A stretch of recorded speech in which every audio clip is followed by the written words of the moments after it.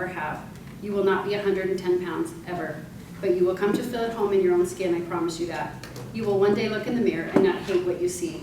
Oh, and please, for the love of all that is holy, stop perming your hair. Just a little snippet of the psyche of me as an 11th grader versus me as a 30-something-year-old woman. Does anybody have anything that they want to share? A paragraph, a word, a sentence, or nothing at all? You're totally okay if you're not comfortable sharing your writing here.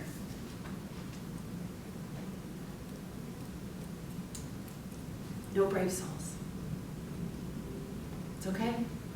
We will turn the time over to Melissa, who is a multiply published author and a brilliant writer, and I can't wait to learn from your wisdom. Okay, future writers. I'm loving what Christie just said, and I'm going to build on what she said. We're going to go back to these points on the board, but I'm going to let you talk. Very often people who love to write don't like to talk so much. I like to do both. I really love to talk with people. Put me in an airport, put me on a bus with a homeless man, and I'm good for a transcontinental trip. Love to talk, but I love to write even more. And you're here because you love to write, but there's something maybe that's keeping you from writing. So we're going to talk about that just a little bit. And Christie mentioned 3 points that we're going to dig into a little bit today while I play with my bubble gum. We're going to get back to my bubble gum in a minute. I want you to think about what bubble gum has to do with writing, okay? While we first talk about what it means to be a reader. What do you think is peculiar about the Mormon religion that would bring us back to reading compared to so many other religions? Talk to me, throw out ideas, any word, two, phrase, anything. The permission meter's at 1,000, so you can't make any mistakes here. Why is reading so important in our religion? Well, we have like a lot of different books of scripture. No, kidding. We are bibliocentric. More than any other religion I have ever studied. We have, name them. What are all of the books that we have? The Bible, the Old and new, right? Okay. We have the Old New Testament, the Book of Mormon, the Pearl of Great Price, Doctrine and Covenants, and then we have all of these great writings by all of the prophets. Right. So we've got Friend, New Era, Ensign, we've got RubyGirl, we've got loads and loads and loads of websites that are LDS based. We are, more than any other religion I have ever observed, a bibliocentric people. We're about writing and about reading. We're commanded to read and we're commanded to write. If you wanted to, we could do an entire hour just on all of the places in Scripture where we are commanded to write. Think if those people had not followed that command to write, where would our religion be? Right? Where would we be? Well, we wouldn't have it. We wouldn't have it if people had not followed the command to write. And the command to write, just like Christie said, it is linked to this command to read. So we're bibliocentric. We read all the time. Is there some advantage over reading one type of literature over another? Think about the things that you've just read today, for instance. I'll just think about the things that I read today, how I started my day, when I was scrolling on my phone, right? Is there an advantage over one kind of reading over another, do you think? Or is it all kind of equal? Just think about the things that you've read today. What have you read today, by the way? You've read this very fancy, you've read this, you've read this. What else? Have you scrolled anything on your phone? Anybody scrolled anything on your phone? Captions. Instagram captions, those deep and profound Instagram captions, right? Those really meaty Dostoevsky and Tolstoy and Instagram captions. The reason I want to, thank you for mentioning that, because I've read some Instagram. I've written a couple of Instagram captions today, by the way. The reason I want to mention this is because when Christie wrote that on the board, I thought, this is so important. Writing begins with reading. Our religion begins with reading and writing. It's in your DNA, whether you recognize it or not. But we have to be really aware of what it is we are reading. Because guess what? And our two brilliant women back here are going to agree. What you read is going to influence what you write. The voice that you imbibe in reading is going to come out when you write. So, what is it? Is it captions? What are some other things that you've read? What are some things that you've read? A lot of fiction novels. Well, you know, Jane Austen is fiction. Dostoevsky's fiction. Tolstoy's fiction. Flaubert, fiction. Hugo, fiction. They're fiction, right? We're not saying that fiction is not bad, but maybe we want to be aware of what kind of fiction it is that we're reading. What are we reading? Just tell me what you're eating. Tell me what you're digesting when you're reading. Fiction novels, some of them, romance novels or whatever, some Instagram captions. Yes? Biographies. Biographies? Okay, ooh, interesting. Let's stop here for just well, are there any other things that you've been reading today? You've read some Instagram captions, you've maybe read some fiction, you have read some biography, you might have read some scripture at some point today. Scripture has its own peculiar voice, it has its own peculiar influence on how you're going to write. So Holy Writ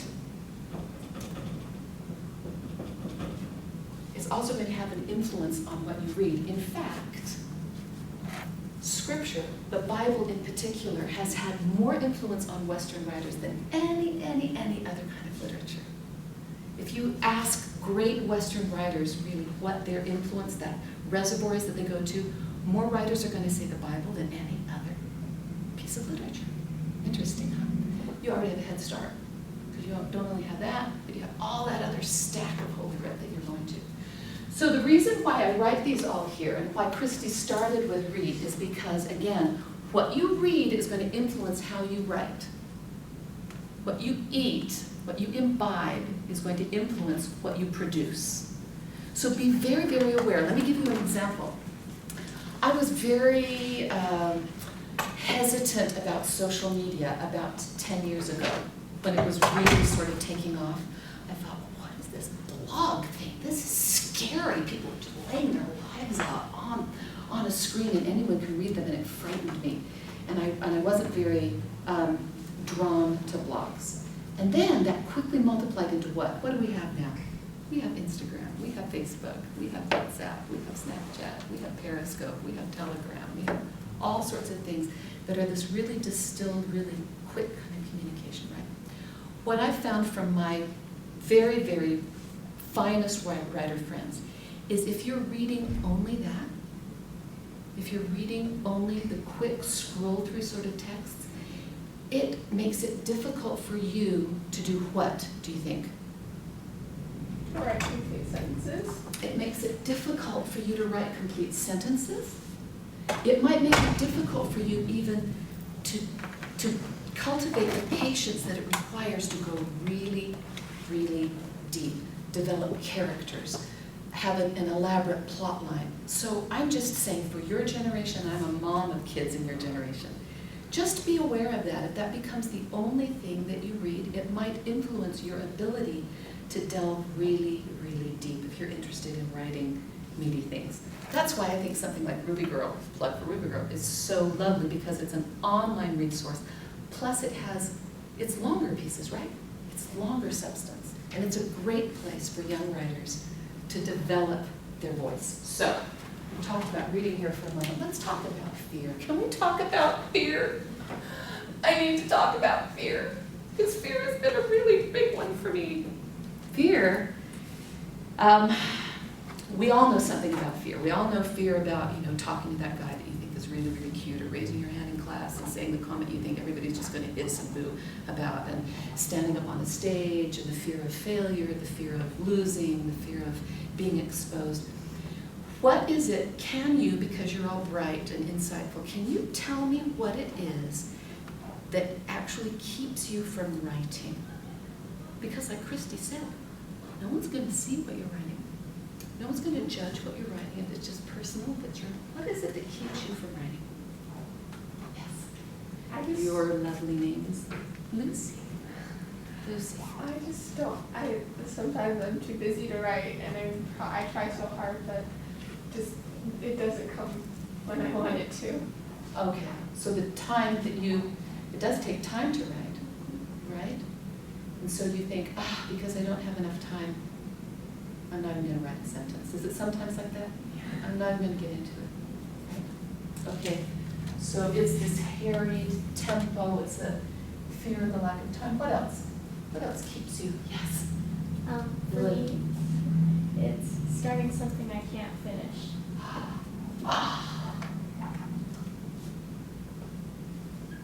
Abbreviation or interruption, right? Fear that it might be too short or that you're going to be interrupted. Oh, I know that feeling. I know that feeling so well. Yeah. Maybe you're the type of person, and I'm kind of like this. If I'm going to start it, I want to get it all the way done. And I would prefer that it's flawless, please. Preferably the first draft. First draft flawless, A to Z. Yeah. Okay. We'll come back to you, Lily. Anybody else? Anything else that keeps us from writing? Yes. I'm afraid that it's going to be really bad and then it'll never get better.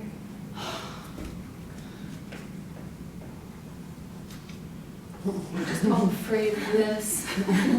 Like we're just going to forever be losing. It's not going to be good because have you read what everybody else has written? And mine's never going to be like that. Do you ever have that feeling?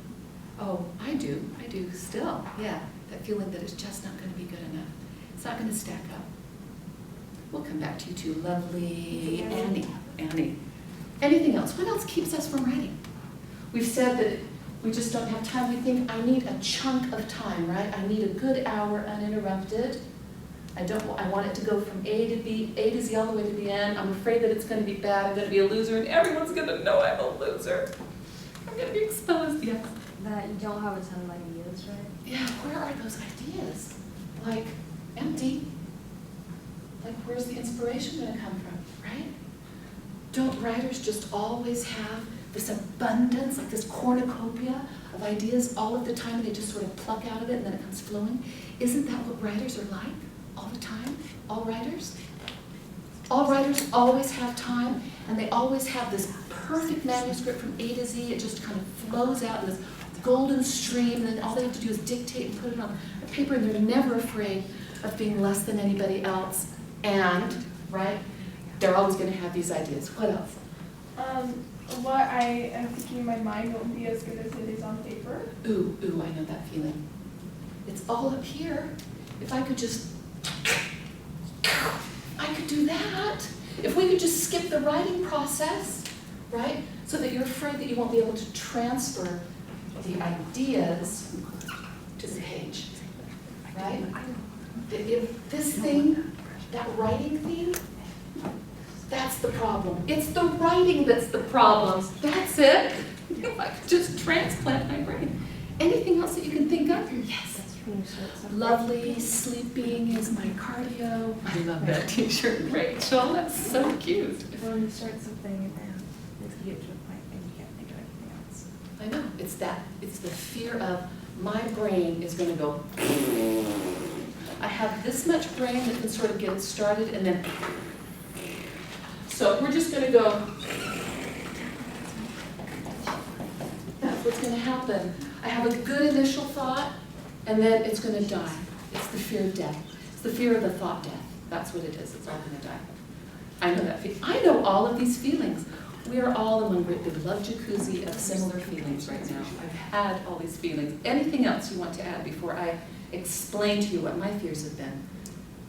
Anything else? Anything else that keeps us from writing? Because I'm going to counter all of these too with my bubble gum. I'm going to counter every single thing here with my little 4 pieces of bubble gum. Well, the great thing about writing is that anything you write, whether it be a sentence, a caption, or a research paper, it's never lost. It's never lost. If you have, this is why I always carry around something to write with. I've started doing it on my phone, but something about this experience of writing with a pen in my own little private, like antique Neanderthal, like pages that you turn notebook, that feels more intimate to me. So I have these stacks of notebooks that I carry around. I always have them in my handbag. And so if a beautiful phrase comes to me, Lucy, just a phrase, like a description of the sunset, I write it down. You are a writer. You're writing something down. You write down everything that comes to you that is beautiful, that is significant, that is, oh, if I could just describe that landscape or this conundrum that I'm in. Anything that you write is transferable and usable in something else. That's the wonderful thing about writing.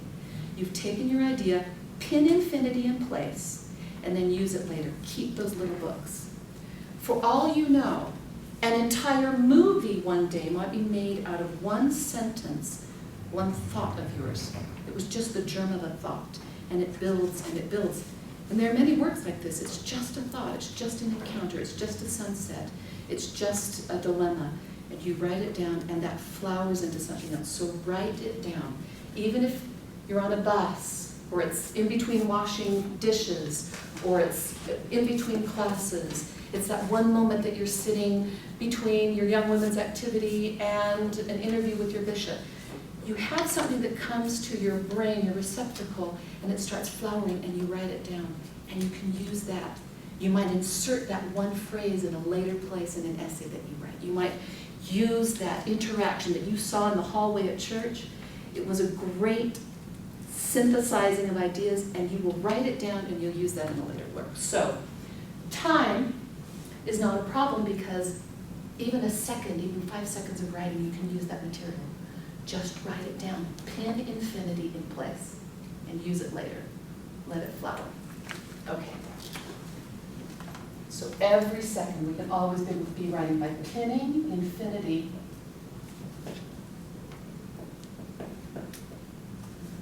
in place. Just write it down. No writing is lost. It can all be augmented. You're afraid of things being interrupted. Well, number one, right here on time, we've already answered that problem, right, Lily? Because even if you're going to be interrupted, you can always piece this together with other works. All writing is also, it's sort of like interval training if you're an athlete. You can't always go out and run a marathon. You can't, but you can do really intense interval training. And writing is similar. You can sit down and you can write part of a piece. And you know you're not going to write something to completion. That's okay. That's okay, because most works, there are poems that can take 10 years to complete. A poem. Seriously? A poem that takes 10 years to complete. But it took 10 years for your imagination to be able to digest this entire concept and then put it exactly as it needed to be. It's all right. Don't allow the fear that it's going to be stopped up short keep you from starting. Start and write to wherever. And then if you enter it thinking, I'm going to be interrupted anyway. I'm only going to get a paragraph done. That's all right. What happens, though, as we women know, when you write longer pieces, is that you will have to carve out uninterrupted time to then put all of that together. When you come to writing your great Pulitzer Prize-winning novel, you will need to go into retreat for a while, because those things aren't written so well when you're repeatedly interrupted. You have to get into that groove and continue it. But don't let the fear of interruption keep you from starting. You can say, I'm going to get one paragraph done. This is also why essay form is so excellent. Do you know what the word essay comes from? Anybody here speak French? Essayer is the verb in French for to try. That's what it is. J'essaie, je essaie, I try. All it is an attempt. An essay is just trying something, taking one idea and just building it, knowing that it's going to be shorter. It was originally supposed to be sort of this not official writing form, but it's become a major writing form, right? Articles, essays, good blog posts, they're all shorter forms. And again, all of those can be used in conjunction with other forms to build something bigger. Let me tell you from my own life. I was raising 4 children in many, many different countries around the world. I wasn't moving from English-speaking places to English-speaking places to English-speaking places. I was moving from English to Norwegian to French to German to Chinese to French again, all over the place.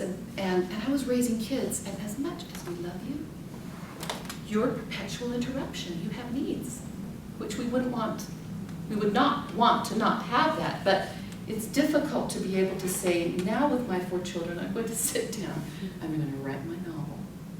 Because someone has to have their diaper changed, frankly, and somebody has to have food, and someone has to be attended to, and that's, for me at least, what I wanted to spend my major energy on.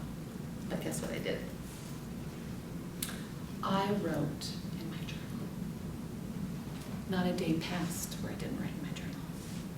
And when I really got into it, and I'll bet it happens with you too, when I start writing in my journal, I can get some pretty darn good writing going on. I can generate some heat. When it's just me and my voice wandering around on that page, I can get some beautiful things going on, and I recognize it. I also wrote emails back in the day, emails. And I kept all these emails. Remember, no writing is lost. So I kept my journals. I kept my little notebooks. I kept all of my emails on file. And when the time was right, do you know what I did? I went and I trolled in all of those treasure boxes, went back to my email files, went back to my journal entries, and they ended up being a book. I sewed it all together with my mature, developed voice, but I went back and they became a book. And I found out from talking with my writer friends that lots and lots of people do that. Lots of people do that. You don't sit down and start the introduction of your Jane Austen novel and then write it to the end. Oh no. It's Jane Austen who probably had all sorts of private journal entries and observations that she had written down, probably with pen and ink, while she was waiting at a train station someplace. And those things then become part of your book. So interruption, no problem. This is a problem, frankly. Did you know that you're not going to find more frightened people than writers? Especially when you're writing biography or autobiography. And you're writing about yourself, and then you just kind of say, zzz, and you just expose your life and your deepest feelings to an unknown world out there. That takes really something, and I still get scared that my life is out there for people to write about sometimes. As soon as you have a little core of cheerleaders, this loser thing doesn't matter anymore. As soon as you have just a little core that's saying, I love to read your writing. The way you said it is what I feel, but I could never put it in words. Thank you so much. I have learned from your writing. It takes only 2 or 3 people that consistently say, I love your voice. I will pay money to sit and read your voice. And then you just have to go back to those people all the time. Because there will be people that will be saying, I like Stephanie Myers more, or I like J.K. Rowling more, or I like Stephen King more, and that's all right. But you weren't writing, really, you weren't writing for the people who would call you a loser anyway. You weren't writing for those people. Write for the people who love you. Do not write to your critics. Forget them. Forget the critics. Write from a place of love. It's like stage performers, because I was a stage performer also as I was starting to write. If you go out on a stage and you immediately think, oh my gosh, the beautiful woman in the back with the gold earrings, she's the biggest critic. She's back there, she's judging me. What do you think happens with your performance? Do you know that feeling? You get all stiff, and what you're doing then is you're trying to perform defensively. And that will take your ability down immediately. However, if I go out on the stage, which is a lot of what writing is like, if I go out on the stage and I look back and I know that Christie loves me, and we have a good relationship, and she's my biggest fan, what do you think happens to my performance? I'm liberated. I'm liberated. I think whatever I do here, she's going to love. I'm going to do it. So if you write from a place of love, that you love what you're doing, you love your material, and you love the person you're talking to, seriously, you're thinking about your audience and you love the audience that you're writing to, your capacity will go through the ceiling. Forget about your critics and just think, I'm writing from a place of love. I love my audience. They're going to love me. And we're all good. It sounds like a Beatles song, like all you need is love, but honestly, it's a great philosophy for going through life too. If you're always living against your critics, it keeps you small. You aren't here to be small. You're here to write a story. You're here to live a story. And if you look at your audience and any person that is in your room, anyone that you're encountering, and you look at them with love, and you assume that they love you, everything expands, and you will find talent that you never knew that you had. So, instead of a loser, darling Annie, you are a lover. You're a lover. You're someone who loves, and you write from love, and you write for love. And that's going to take care of all sorts of things. Perfect love casteth out all fear. It's even in Scripture. So if you are just loving the people that you're writing for, then all of a sudden those people who critique you, and they will, because humans are jerks, we love them, but they're jerks, live people. So problematic. If instead of thinking about being a loser, and you think of yourself, I'm a lover, I'm someone who loves and I write from love, then you're not going to worry so much about those critics. And think about that when things go bad at school. Think about that also in your human relationships all of the time. Empty. The great thing about writing is that you will never, ever honestly reach the bottom of your writer's ocean. You won't.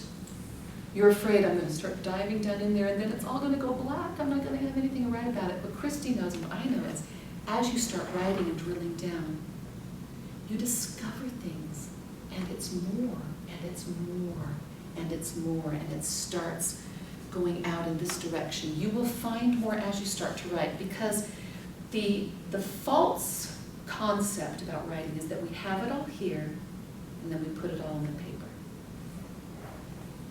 That's not what writing is about, is it, Christie? You have an idea, and you think you know what you're going to write about, and then you start writing. And then something magical happens in the process of writing. In the process of writing, you discover things that would never have entered your mind at the beginning. Have you ever experienced that? So you keep on drilling. You keep on going down in that writerly spiral, and you will find things. You will not hit empty. You might for a morning, you might for an afternoon. It's because you aren't eating well and you aren't sleeping well. Other than that, it's not because of the writing experience. You keep on writing, you keep on writing, and you keep on reading, because as you read, you will have things that will suddenly inspire you, and I love how he wrote that, and can I use my own voice to write my story in that manner. So, your ideas are not going to dry out, not for long. You're not going to come with an empty page. You're going to discover, because writing is all in the process. Writing is a process of discovery. Here's where I get to my bubble gum, okay? So what's bubble gum about? Chewing. It's about chewing. What's its purpose? Bubble gum. What's its purpose? Bubbles. It's about bubbles, okay. So as I'm chewing, I'm not creating a bubble. Although the purpose is eventually to come up with a bubble. But I'm chewing, I'm masticating, I'm getting it all sort of soft inside. And I could be doing this for an hour or two with my bubble gum. But it's not bubble gum yet. Or it's just gum. And by the way, we never do this in public, right?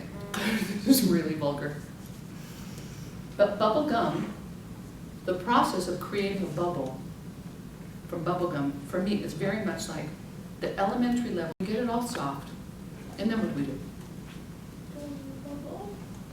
Not quite yet.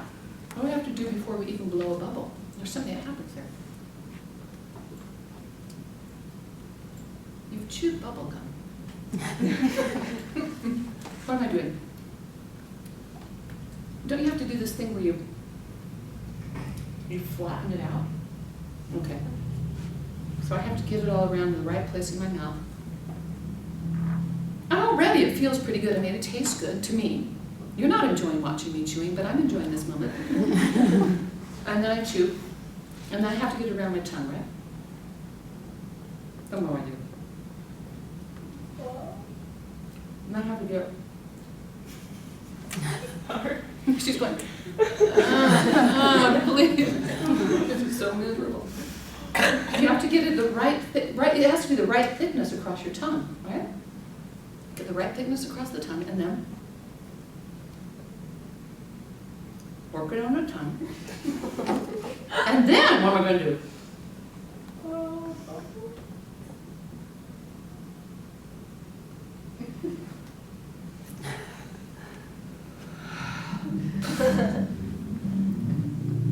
And then it's not lost. I can keep on blowing bubbles. I can do this like for hours.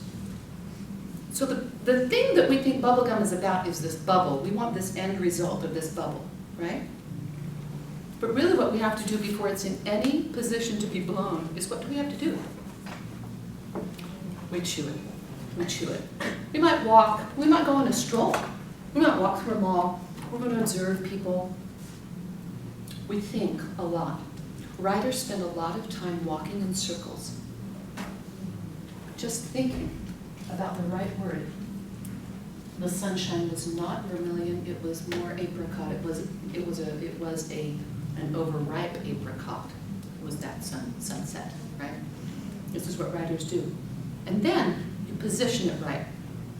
You have to craft it. You get it right on the tip of your tongue, and then and it might be a failed attempt. It might be interrupted. You might have suddenly had to be, oh my gosh, I have to run out of the room. But the gum is still there. You can keep on chewing on it.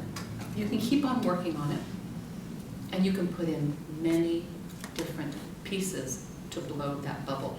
It might be a little bit of a stretched metaphor, but every time I sit down to write, and I sit down to write every day, I write something every day. That's another important thing. It might be a meaty Instagram caption, or it might be a blog post, or it might be an entire article on refugees that's going to then eventually go into a book. But every time I sit down to write, I think, boy, there's a lot of this that goes on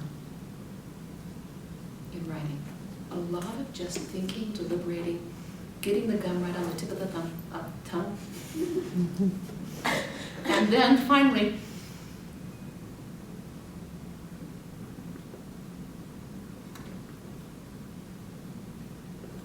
and then you start all over again. Okay, so let's just review quickly because my time is, well, we're talking about the back to basics. Be careful, reading is very important, essential. You won't be a great writer until you're an efficient reader. You have to be listening to other people's voices, but be aware of what it is that you're reading, because what you read is going to affect what you write. Do you want to be a great, great writer? Read great, great writers. Read the great voices. Listen to them. Study. Watch. Analyze. How did they do that? Right? Read the great writers. And then letting go of fear. Don't worry about time, because you're pinning infinity in place. If it's in a little notebook, if it's in an email, if it's in a journal entry, if it's your post that you're going to write for RubyGirl, remember, none of the writing that you produce is lost. None of it's lost. It can be used to make something larger and more substantial. And it's all training for you. Forget about the critics. You are not a loser, you are a lover. You're writing from a place of love to people who love you and people that you love. And that will unleash all sorts of power in your writing. And people will feel that when you write. They will feel that power coursing through your own voice. And remember that This fear of, I'm not going to have enough ideas, suddenly I'm going to scratch the bottom, that metallic sounding bottom of my thought bucket. It won't happen because writing is a process. And it continues as you drill and drill. You will discover things that never were there at the very beginning.